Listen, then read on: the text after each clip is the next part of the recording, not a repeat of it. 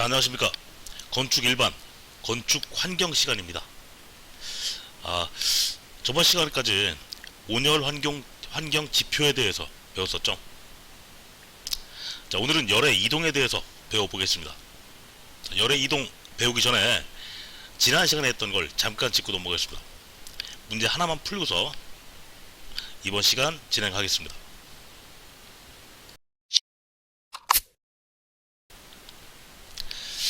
자, 다음 보기가 설명하는 것은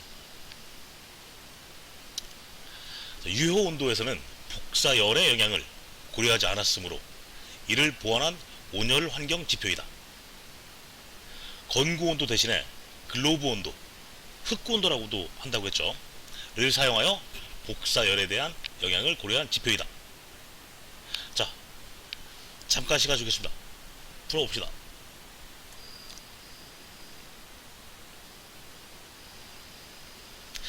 답은 몇 번이죠? 네, 그렇죠. 수정 유효 온도죠. 복사열의 영향을 고려한 유효 온도를 이제 수정해서 한 온도. 신유효 온도는 뭐였죠? 이건 습기에 대한 게 과대평가됐기 때문에 그걸 조정한 유효 온도라고 보면 되겠습니다. 자, 그럼 이번 시간 다시 시작해 보겠습니다.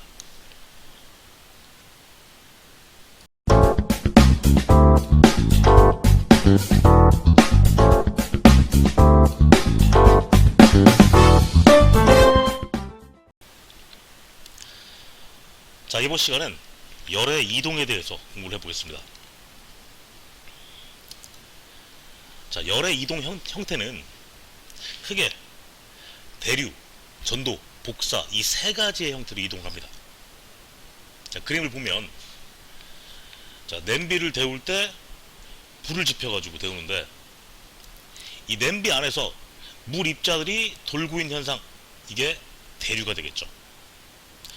손잡이를 잡고 있는 이 손잡이를 통해서 물체를 통해서 이렇게 열이 전달되는 부분, 이게 전도가 됩니다. 그리고 복사는 직접적으로 어떤 매체 없이 바로 열을 전달하는 현상, 이게 복사가 되겠습니다. 옆에 오른쪽 그림도 마찬가지지.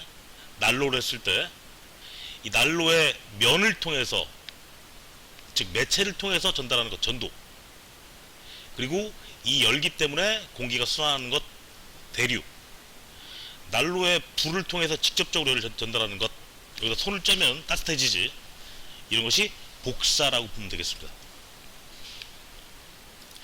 자, 그 세 개 중에서 먼저 전도에 대해서 조금 더 자세히 설명을 해보겠습니다. 열 전도 현상. 자, 열 전도란 열을 재료의 앞쪽 표면에서 뒤쪽 표면으로 전달하는 것을 얘기합니다. 즉, 재료를 통해서 전달하는 거죠. 자, 열의 이동은 뜨거운 것에서 차가운 것으로 이동합니다. 고온에서 저온으로. 이렇게 이 연류가 이동했을 때 뜨거운 것과 차가운 것이 같은 온도가 됐을 때 열 평형을 이뤘다고 합니다. 자, 이 그림을 보면 뜨거운 물에서 차가운 물로 열이 이동을 하고 시간이 지나면 이제 두 개의 같은 온도가 되는 이 열 평형 현상을 보이게 되죠. 자, 이 열 전도는 열 전도율이라는 지표를 통해서 열 전도가 얼마큼 됐다라는 표현합니다. 자, 두께가 1m, 면적이 1제곱미터인, 즉 가로 세로 1m, 높이 1m인 재료가 있다고 치었을 때 이 재료를 앞에서 뒤까지 1도씨로 온도차로 1시간 동안 전달된 열량을 이야기합니다. 자, 열을 이 재료를 통해서 보내면 이 재료를 통해서 열이 전달이 되겠죠. 자, 이게 바로 열 전도라는 현상이고, 자, 이걸 1m, 1m, 1m인 정육면체의 앞 뒷면에 1도씨 온도차로 1시간 동안 전달된 열량, 열 전도율입니다. 중요한 건 단위죠. 그래서 이 단위는 킬로칼로리 퍼 미터 H도씨, 혹은 이 열 전도율의 단위는 W per MK라고도 하는데, 자, 요거는 계산식이 좀 복잡한데 여러분 다 할 필요 없겠지만 잠깐만 이야기하겠습니다. 자, 1kcal per m H 도씨는, 자, 1kcal는 1000칼로리랑 똑같죠. 그리고 1H는 3600세크, 즉 3600초죠. 여기다가 1칼로리는 4.184줄, 열의 일당량을 얘기하는데, 요걸 대입을 시키면 1000 곱하기 4.184줄 per 미터 per 3600세크 곱하기 도씨, 이걸 1.162 뭐 줄 per 미터 세크, 그리고 도씨는 섭씨를 얘기하는 거고, K는 화씨, 온도를 얘기하는 거지. 자, 요거를 치환하면 W per MK가 되는데, 좀 길게 얘기했지만 이걸 갖다가 왜 알아야 되느냐, 시험 문제 킬로칼로리 per mH 도씨 라고 나올 때도 있지만 W per MK라고 나오는 경우도 종종 있습니다. 자, 1kcal per mH 도씨는 1.162 W per MK 라고 볼 수가 있는데, 우린 이런 것까지는 아니고 그 단위 정도는 알고 있어야 되겠습니다. 킬로칼로리 per mH 도씨, W per MK, 이 두 가지. 자, 그리고 열 전도율은 전도에 의한 열 이동의 정도를 나타냅니다. 그리고 각 물체별로, 재료별로 이 열 전도율이 다 틀리겠죠. 자, 지금 그 표가 그림에 있는데, 물의 열 전도율을 보면 단위는 W per MK입니다. 0.605, 0.6 정도. 그리고 철의 전도율을 보면 35에서 52 정도. 자, 그리고 구리가 가장 크죠. 386. 굉장히 큰 차이가 나죠. 그래서 보통 전선 같은 경우에는 그 안에 있는 구리를 갖다가 쓰죠. 자, 열 전도율이 높다는 얘기는 그만큼 열을 잘 통과시킨다는 얘기고, 우리가 나중에 배울 단열에서는 이 열 전도율이 낮은 재료를 단열재를 써야 더 유리하겠죠.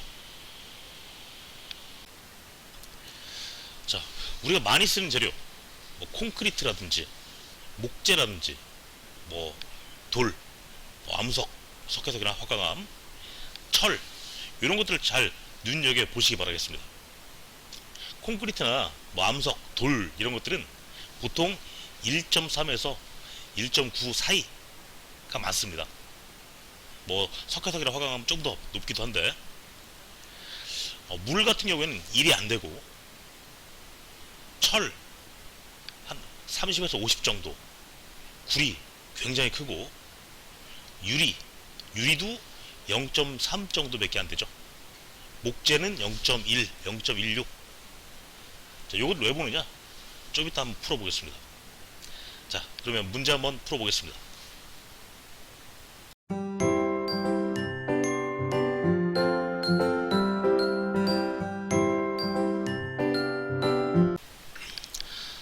자, 첫 번째 문제 보겠습니다. 재료의 열전도 특성을 파악할 수 있는 열전도율의 단위. 방금 전에 한 거니까 맞출 수 있겠죠? 자, 열전도율은 1m, 1m, 1m, 그러니까 적 육면체 재료의 양쪽의 온도차가 1도씩일 때 1시간, 그러니까 단위 시간 동안 흐르는 열량이라고 했죠. 답은 킬로칼로리 per 미터 H 도씨 1번이죠. 자, 이 정도 문제는 이제 풀 줄 알아야 되겠지. 자, 하나 더 보겠습니다. 두 번째 문제. 다음 건축 재료의 열 전도율이 높은 것부터 나열한 것. 2010년도 지방직 9급 문제였는데, 자, 조금 전에 한번 봤던 열 전도율 재료별, 그걸 생각해 보면서 문제를 풀어보기 바라겠습니다. 자, 풀어봅시다. 시간 잠깐 주겠습니다.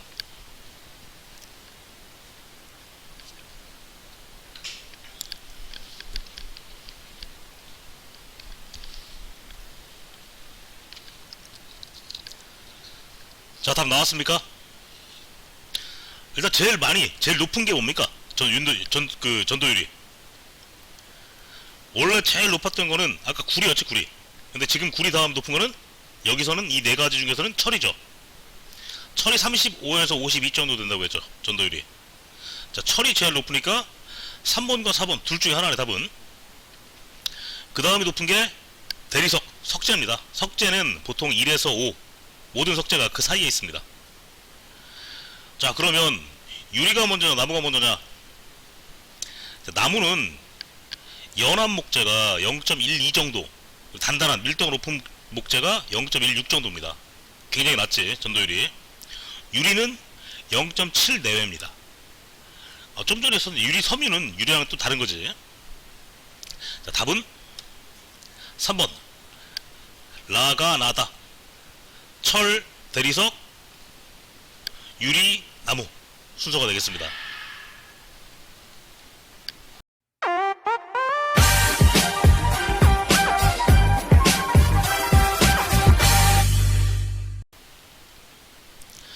자, 다음 열의 이동, 전도에 이어서 대류입니다. 대류.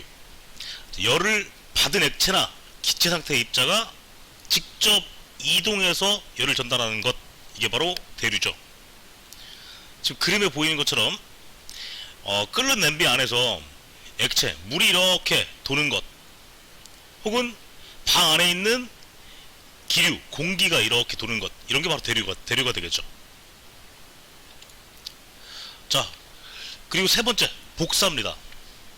복사는 열 에너지가 중간 물질, 그러니까 매개체 없이 직접 다른 물체에 도달하는 것, 이게 바로 복사입니다. 난로에서 손을 쨘 때 직접 열을 갖다가 쬐는 이런 형태가 바로 복사가 되겠지. 자, 전도나 대류는 진공 속에서는 일어나지 않지만 복사는 진공 속에서도 가능합니다. 그래서 우주를 통해서 태양 에너지가 직접 지구에 도달할 수 있는 거지. 하지만 이 복사도 장애물이 있거나 막히게 되면 그 양이 떨어집니다.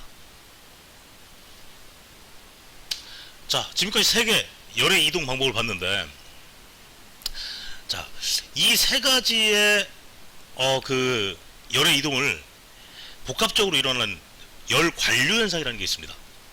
자, 벽과 같은 고체를 통해서 밖에 있는 공기가 실내에 있는 공기까지 전달되는 현상, 이게 바로 열 관류 현상이 되겠습니다. 자, 그림과 같은 형태지. 자, 열 전도가 재료의 앞면과 뒷면에서만 이루어지는 열의 이동이라면, 열 관류는 그 앞에 있는 공기가 이 벽이라는 고체를 통해서 뒤에 있는 실내의 공기까지 이동하는 것, 이게 바로 열 관류가 되겠죠. 이 열 관류는 열 관류율이라는 지표를 통해서 측정을 합니다. 자, 단위 시간 동안에, 여기서 얘기한 단위 시간 1시간이지, 1제곱미터의 단면적을 1도씨 온도차로 있을 때 흐르는 열량, 그래서 단위는 W/, 제곱미터 도씨, 이걸 킬로칼로리로 환산을 하면 킬로칼로리 퍼 제곱미터 H 도씨가 되겠습니다. 이 열 관류율의 특성은 한 종류 이상의 재료로 구성된 복합체에 대해서 전체 벽 두께에 대한 얼마나 단열을 잘 할 수 있느냐를 표현할 수 있는 그 지표가 되겠습니다. 자, 특이한 점은 이 열 관류율의 역수, 제곱미터 H 도씨 퍼 킬로칼로리, 이거는 열 전도 저항이 됩니다. 얼마나 열 전도를 막아질 수 있느냐. 자, 열 관류 현상의 과정을 보면, 자, 고온 측의 공기가, 열은 항상 고온에서 저온으로 이동한다고 했죠.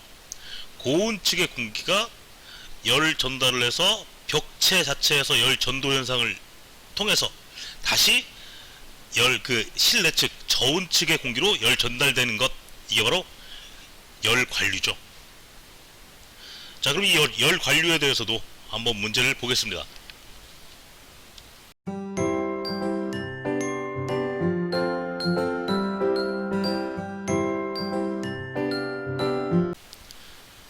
자, 문제. 자, 다음 중 건축 계획 용어와 단위가 바르게 연결된 것은? 자, 한번 풀어보겠습니다.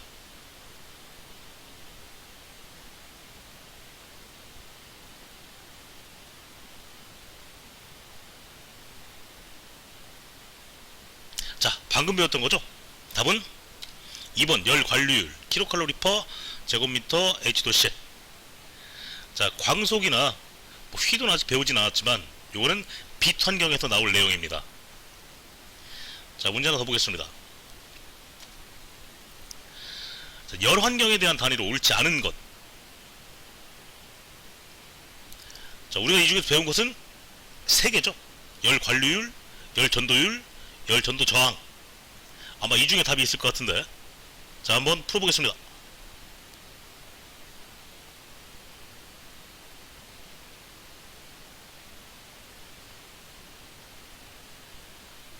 자, 답은 몇 번입니까? 답은 3번이죠. 열 전도율의 단위는 킬로칼로리 퍼 메타 H도씨 또는 W 퍼 MK.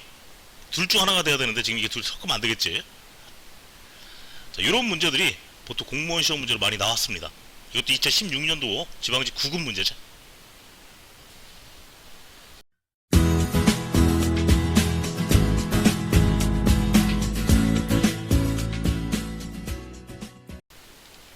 자, 다음은 현열과 잠열에 대해서 배워보겠습니다. 자, 잠열이란, 자, 저번 시간에 얘기했었죠. 잠시. 자, 잠열은 숨은 열을 이야기합니다. 숨어있는 열. 자, 물체가 상태를 변할 때에는 항상 이 숨은 열이 필요합니다. 이건 바로 얼음이 어는 동안 혹은 물이 끓는 동안에 온도가 변하지 않는 이유가 되겠죠.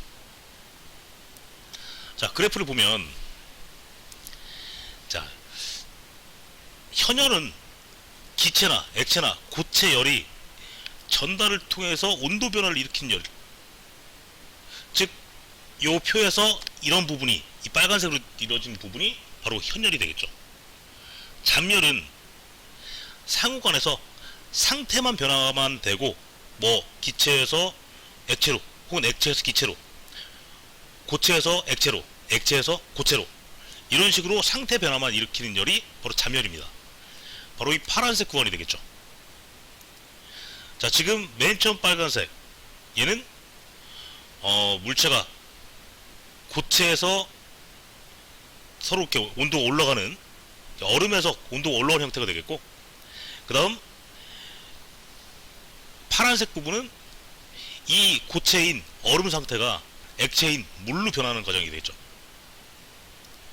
자, 그리고 쭉 또 온도는 올라갑니다. 이 빨간색 현열 부분이 되겠죠. 액체 부분에서 온도가 올라가는 부분이죠. 그리고 나서 다시 100도씨가 넘으면 이제 상태만 변화를 하고 이제 온도는 뺏어갑니다. 숨은 열이. 이제 액체에서 수증기, 기체로 되는, 그리고 기체 상태에서 다시 기체 상태에서의 온도가 올라가는 이런 형태가 되겠죠. 빨간색이 현열, 파란색이 잠열. 자, 이 현열과 잠열은 잠열 자체가 분자를 아주 심하게 활동하게 해가지고 날아가게 하는 열이라면, 또 물의 온도를 올리는 현열보다는 이 열의 양이 굉장히 큽니다. 자, 그림 한번 보겠습니다. 자, 위에 있는 부분이 열 흡수 과정이야. 열을 빨아들이는 고체, 액체, 기체, 각각 얼음, 물, 수증기라고 보면, 얼음에서 물로 되는 이 열을 융해열이라고 합니다. 그리고 물에서 수증기로 되는, 액체에서 기체가 되는 그 열을 기화열이라고 합니다.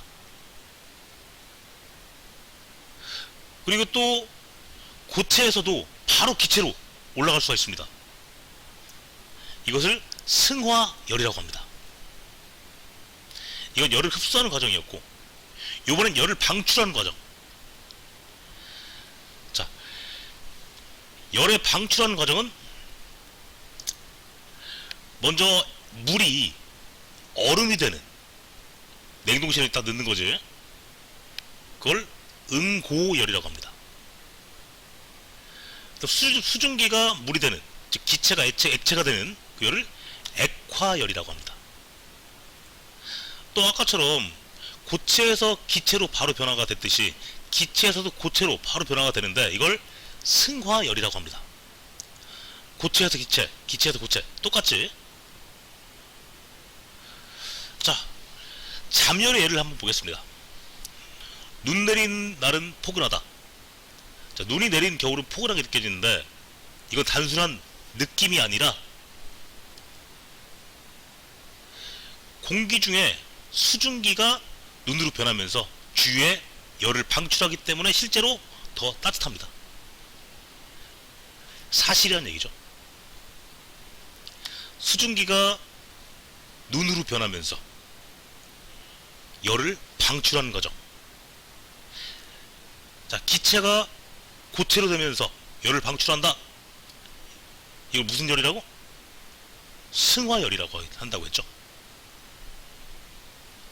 자, 또 다른 예를 한번 보겠습니다. 여름날 뜨거운 마당에 물을 뿌리면 시원하다. 느낌일까?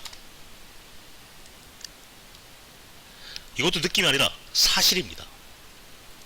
여름철에 뜨거운 마당에 물을 뿌리면 물이 수증기로 변하면서 열을 흡수하게 되는 거야.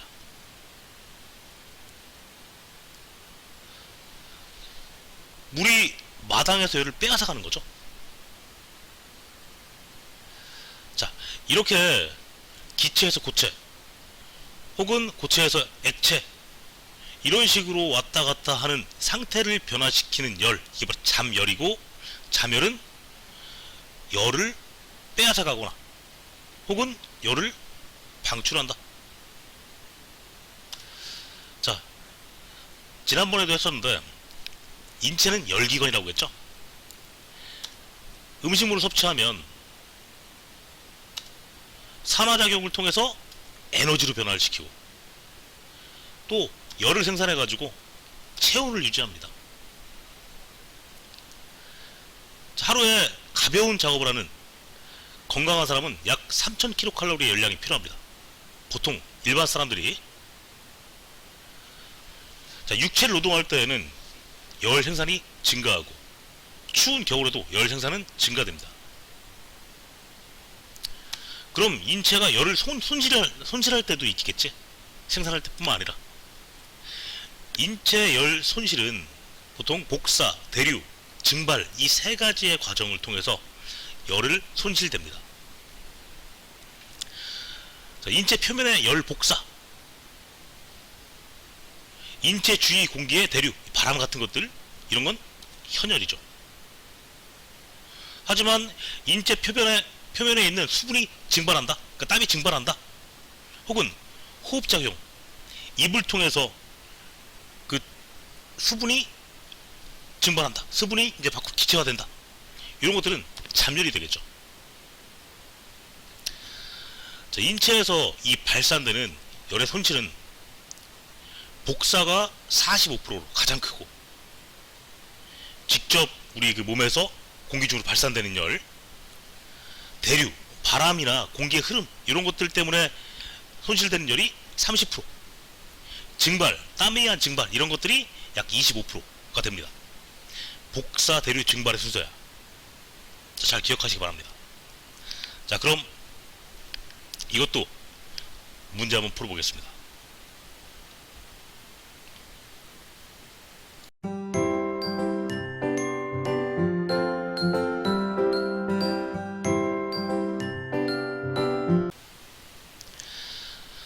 자, 2019년에 국가직 9급 문제였습니다. 이렇게 그 글씨가 많은 문제가 여러분이 풀기 어려운 문제지. 자, 열환경과 관련된 용어의 설명, 옳지 않은 것 한번 풀어보겠습니다.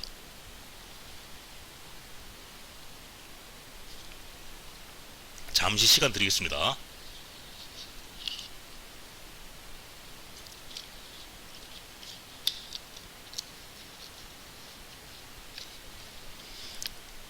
자, 답 나왔습니까?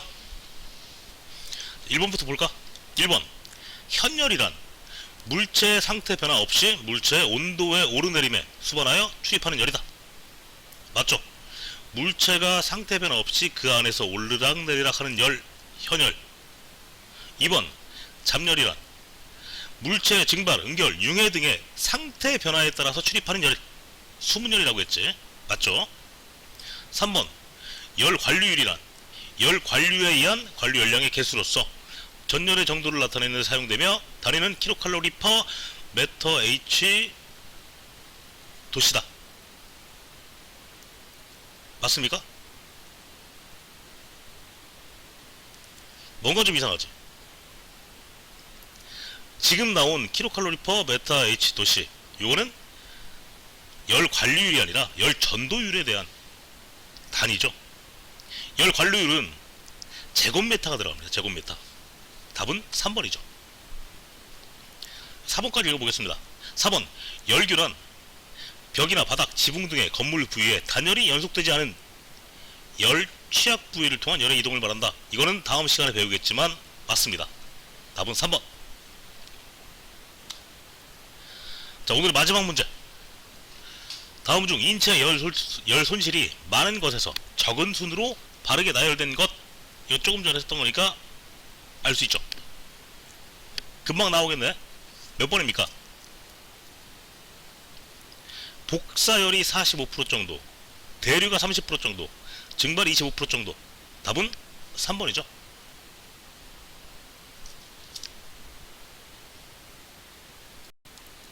자, 오늘은 여기까지 하겠습니다. 다음 시간 여러분 학교에 와서는 단열에 대해서 한번 배워보는 시간을 갖겠습니다. 수고 많았습니다.